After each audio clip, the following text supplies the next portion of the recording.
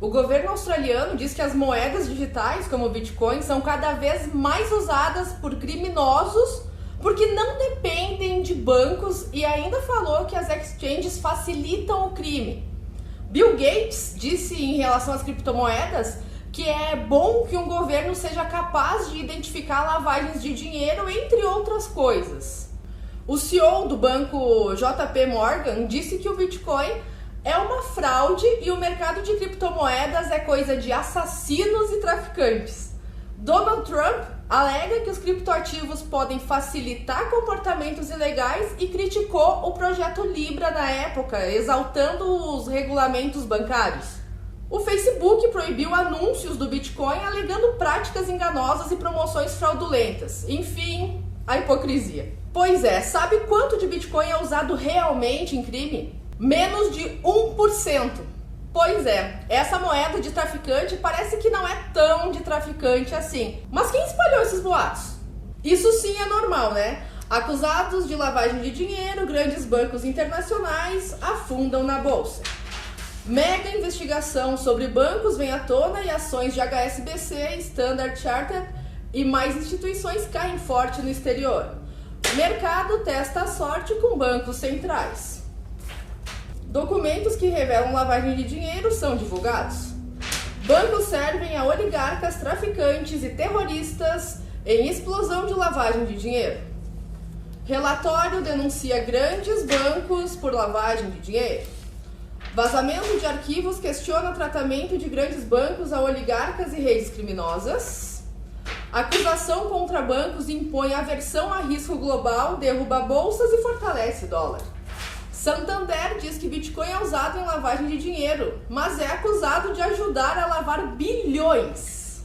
O banco britânico HSBC permitiu a transferência fraudulenta de milhões de dólares. Bancos são mais usados para lavar dinheiro do que criptomoedas, revela estudo no México. Os maiores fluxos financeiros ilícitos passam pelos Estados Unidos e Reino Unido.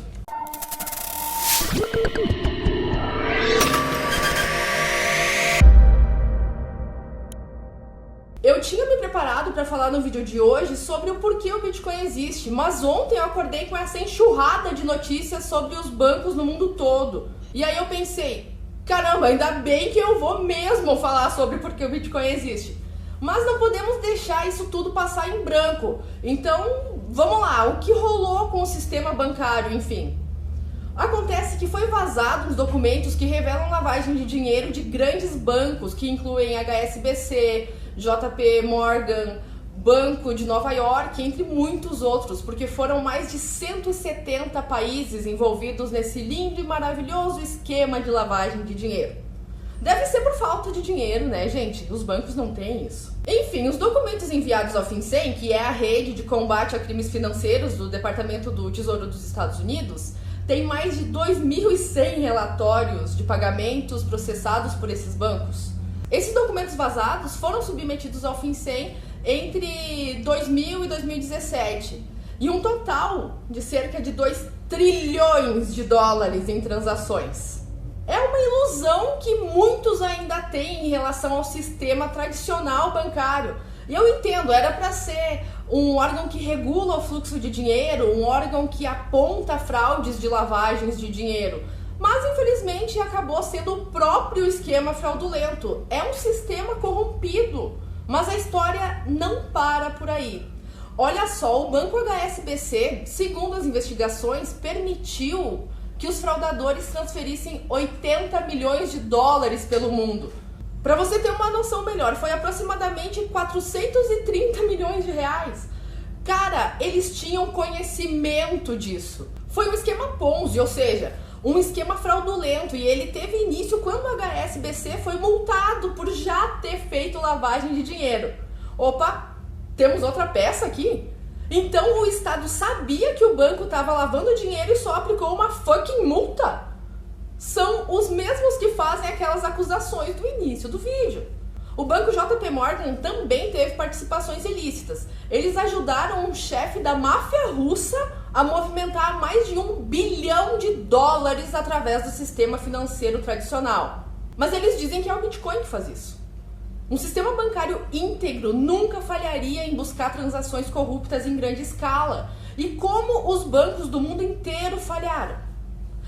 Eles não falharam. O banco tradicional está corrompido, simples assim. Mas o pior de tudo é saber que o governo acoberta isso. Olha só, em 2012 o HSBC, o maior banco da Europa, transferiu 881 milhões de dólares para cartéis de drogas.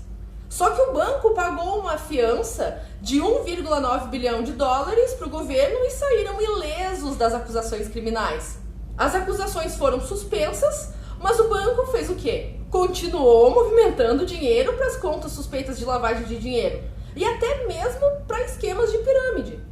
Cara, eu vejo todo dia postagem do pessoal enchendo o saco que o banco tá certo, que Bitcoin é dinheiro de traficante, que é usado para lavagem de dinheiro, que financia o tráfico, entre outras coisas. E agora, gente, cadê vocês? Toda hora a mesma coisa. Mas eu confio no meu banco. Bitcoin e criptomoeda é tudo pirâmide. Claro, tá certíssima, falou a marionete dentro da Matrix. Os bancos realmente te adoram, parabéns por fazer parte da plateia dos palhaços. Enquanto você baba o ovo para os bancos, está ajudando a financiar toda essa patifaria aí. Lucros de guerras infinitas contra drogas, fortunas desviadas dos países ainda em desenvolvimento, aquela poupança criada com tanto sacrifício que já foi furtada por um esquema Ponzi. Todo esse dinheiro sujo entra e sai todos os dias dessas instituições. E até as investigações mostram que os próprios funcionários alertavam, mas, tinham que se manter quietos para não sofrer penalidades. Que lindo, né? E isso tudo não sou eu que estou falando porque acho o Bitcoin legalzinho. Essa investigação foi feita por 108 meios de comunicação de 88 países. Foi dessa forma que eles constataram tudo isso. Esses atos criminosos dos bancos, que é fato, que é compartilhado com o governo, é o que eles tentam manter fora da visão de todos. E é justamente o que está expondo a fragilidade da segurança bancária que a gente tanto fala. E também é isso que está mostrando a facilidade com que os criminosos buscam eles. Esse dinheiro sujo que está circulando pelo mundo faz quanta falta para a economia global? Governos, banco do mundo todo, são um só e é um sistema corrompido desde a época do ouro nos cofres bancários, desde a época da criação do papel moeda. O papel moeda já foi criado para isso, Ele já foi criado para que pudesse arrecadar mais fácil os impostos. E claro, como isso não ia evoluir? Eles conseguiram camuflar tudo isso por anos, mas agora as pessoas estão tendo mais acesso a informações. E é por isso que eles fazem questão que esse tipo de vídeo não chegue a ninguém. Porque se a gente tentar impulsionar, por exemplo, na hora é reprovado. E isso vem de determinações do governo, que infelizmente é manipulado pelos banqueiros. Mas também não é um coitado, tá longe de ser vítima. O Santander diz que o Bitcoin é usado em lavagem de dinheiro. Mas ele é acusado de participar da lavagem de bilhões de reais. E aí? É o Bitcoin o problema? Vocês estão tentando proteger as pessoas ou estão com medo delas migrarem o capital para as moedas digitais e vocês não terem mais o dinheiro ali para poder fazer o que bem entendem? Eu prefiro acreditar que essa resistência toda com as criptomoedas seja por medo. Medo porque a blockchain é uma rede transparente e não pode esconder negociações sujas, porque senão seriam descobertos. Medo porque eles não podem controlar a quantidade de dinheiro. Medo de não poder inflacionar a moeda. Só para vocês saberem, o Santander foi responsável por fechar contas bancárias de corretoras de Bitcoin se baseando em matérias sobre lavagem de dinheiro com Bitcoin. Mas não só ele, teve também o Bradesco, se eu não me engano o Banco do Brasil também. Mas o que o Santander esqueceu de falar foi como esse dinheiro chegou nas exchanges, nas corretoras de criptomoedas. Porque ele não nasceu na Terra. O que? Ele foi colhido numa plantação ou criaram um código lá dentro e do nada tinha lá na corretora aquele valor? A minha sobrinha esses dias cortou a toalha da mesa e foi mostrar pra minha mãe. Ela disse que pensou que se ela mesma mostrasse, não descobririam que foi ela. É uma coisa infantil, mas perversamente familiar e pertinente a esse assunto, porque é exatamente isso. Eles acusam sobre uma coisa que eles mesmos estão fazendo para que as pessoas não desconfiem deles e sim do que eles estão acusando. Cada real depositado nas corretoras passa primeiramente pelos bancos, que por sinal, essas instituições é que deveriam aplicar processos contra o esquema de lavagem de dinheiro e a corrupção. Como a corretora vai saber? Se uma pessoa quisesse lavar dinheiro com Bitcoin, ela ia comprar na corretora, que tem que pôr todos os dados, ou direto de uma pessoa que vende. Para que tá feio, né? Dentro da Operação Lava Jato, o Santander e mais 4 dos maiores bancos brasileiros são acusados de facilitar uma transferência de 1,4 bilhão de reais. Dentro da Operação Lava Jato, o Santander e mais 4 dos maiores bancos brasileiros são acusados de facilitar uma transferência de 1,4 bilhão de reais em propinas para funcionários públicos. Como vai ficar a imagem desses bancos para os clientes? Será que eles se importam? A Unidade de Inteligência Financeira do México publicou recentemente um relatório que mostra que a lavagem de dinheiro no setor bancário é exorbitantemente maior do que no setor de criptoativos.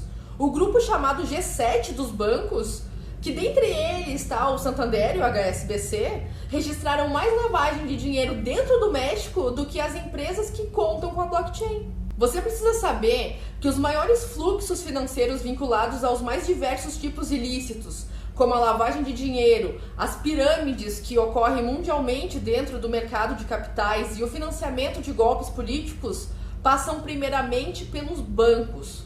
Porque, como eu disse, o dinheiro não nasce na terra, assim como ele não cai do céu. Mas estão tratando tudo isso como suspeita e no final a gente sabe como isso acaba, né? É mais fácil esses bancos me processarem por esse vídeo do que acontecer alguma providência real contra eles. Mas tá tudo bem.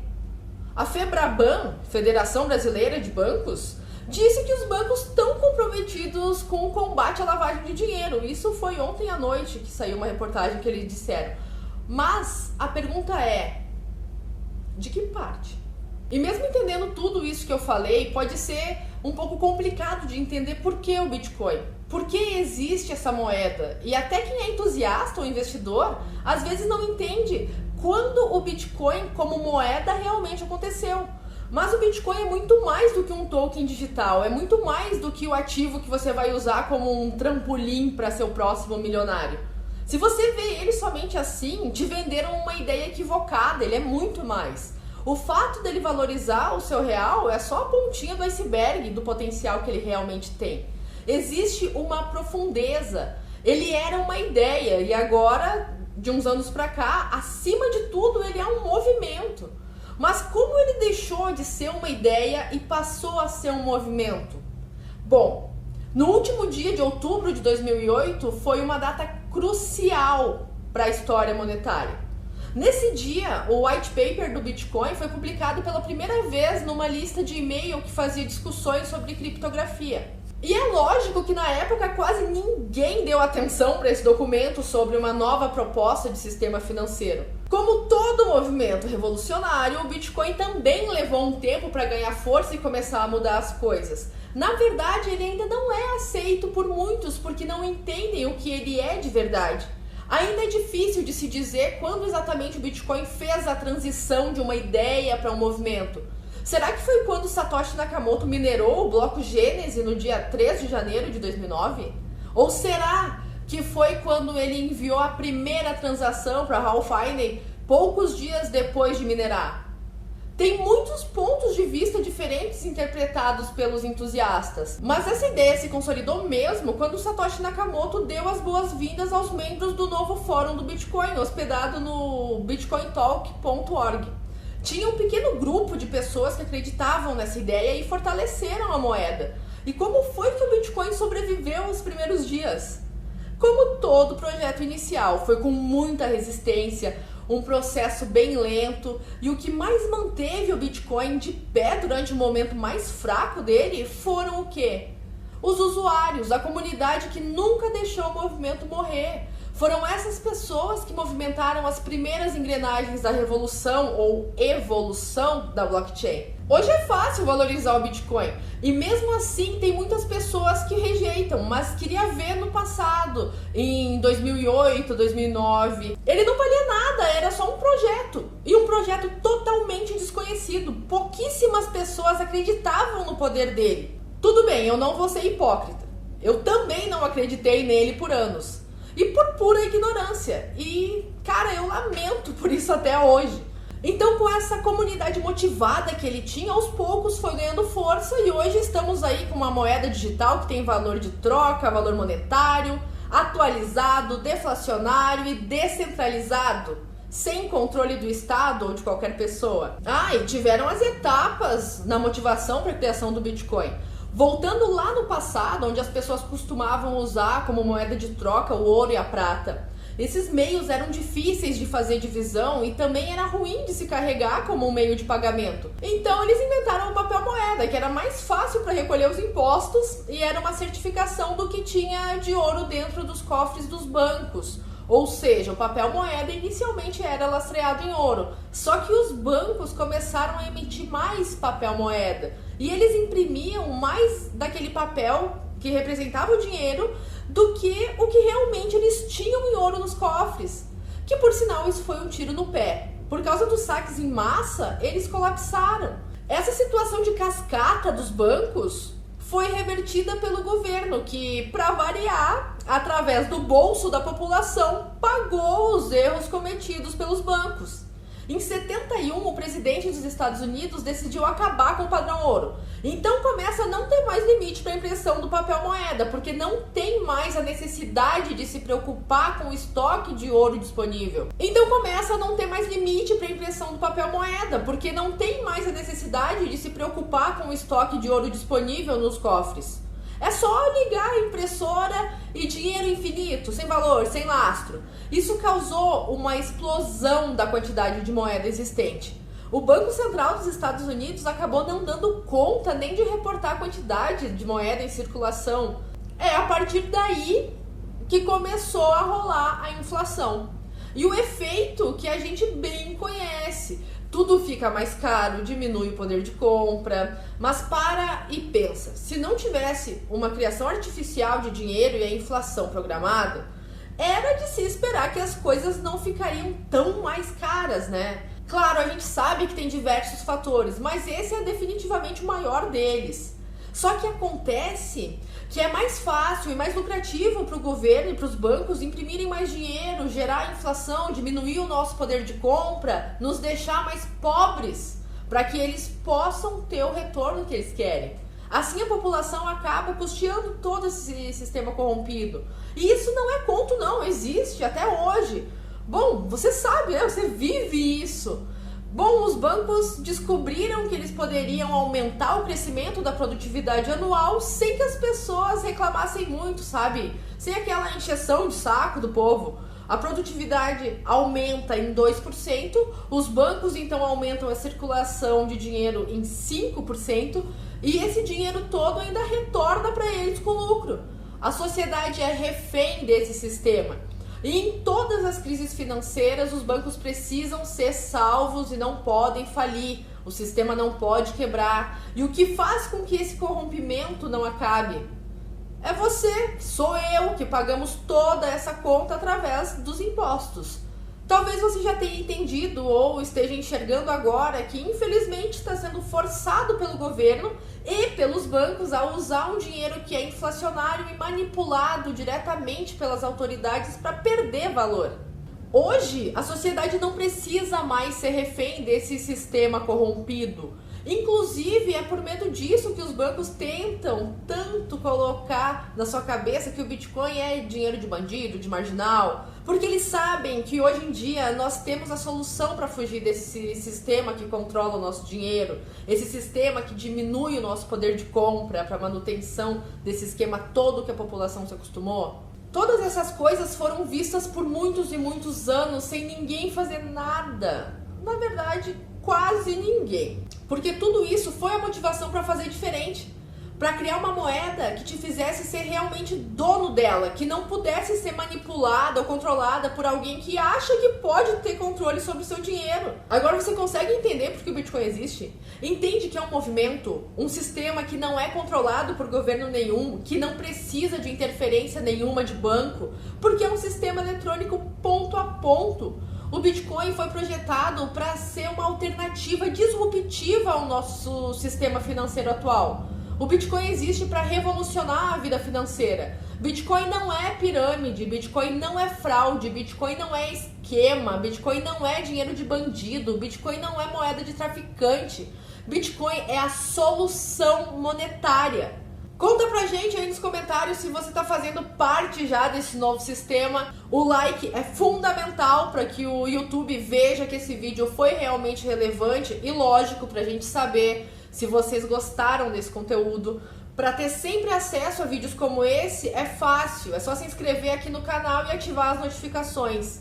Segue a gente no Insta e no Face também, todo dia tem conteúdo novo e exclusivo lá. Muitíssimo obrigada e até mais!